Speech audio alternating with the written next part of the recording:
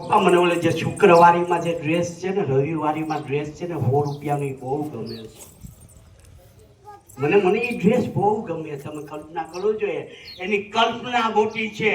તમે કોઈને લઈ જાઓ છો એ કોઈનું લાડકવાયું ફૂમકું છે.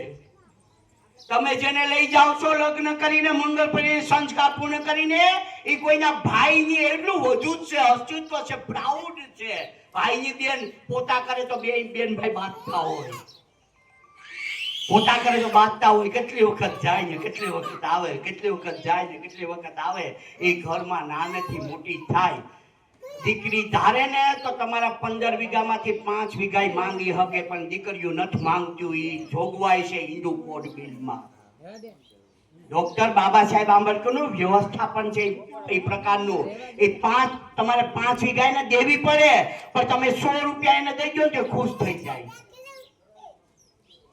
કરોડપતિ દીકરી હોય કે લાખોપતિ દીકરી હોય, માવતર માંથી 200-300 રૂપિયાનું જે વસ્તુ મળે ને એના ઘરના 500 રૂપિયા ખિસ્સાના નાખે અને મોટી વસ્તુ રાખે અને સામે જ રાખે કે મારા ભાઈએ લઈ દીધું છે, અમારા બાપે લઈ દીધું છે. તમે વિચાર કરજો, આપણે જે દીકરી જે ઘરે આવી હોય એ ખાલી થેલી લઈને આવી હોય અને ભરાયેલી થેલીએ જાય ને એ ખાનદાની દીકરીની. એટલે તમે જેને લઈ જાઓ છો એ કોઈનું લાડકવાયું ફૂમકું છે. તમારાથી પોહાય તો જ લગ્ન કરવા, બાકી કોઈની દીકરીની જિંદગી ખરાબ કરવી નહીં.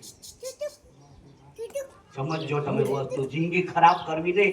કેટલી અરમાનોથી બાપ દીકરીના લગ્ન કરતો હોય. આ ખિસ્સામાં 1.5 લાખ હોય અને આ ખિસ્સામાં 1.5 લાખ હોય, 3 લાખ એની જિંદગી ભરની મૂડી હોય. બીજી દીકરી માટે 3 લાખની જોગવાઈ કરી હોય અને હું કઈ ખબર, બેટા હું તને સેટી પલંગ દઈ દઈશ, મારા દીકરા હું તને 20 જોડી કપડા લઈ જઈ, આપણે અમદાવાદ સુટકેસ લઈને જાઓ, હું તને કબાટ લઈ જઈ, તને કોઈ વસ્તુ આમ ઘટવા નહીં દઉં.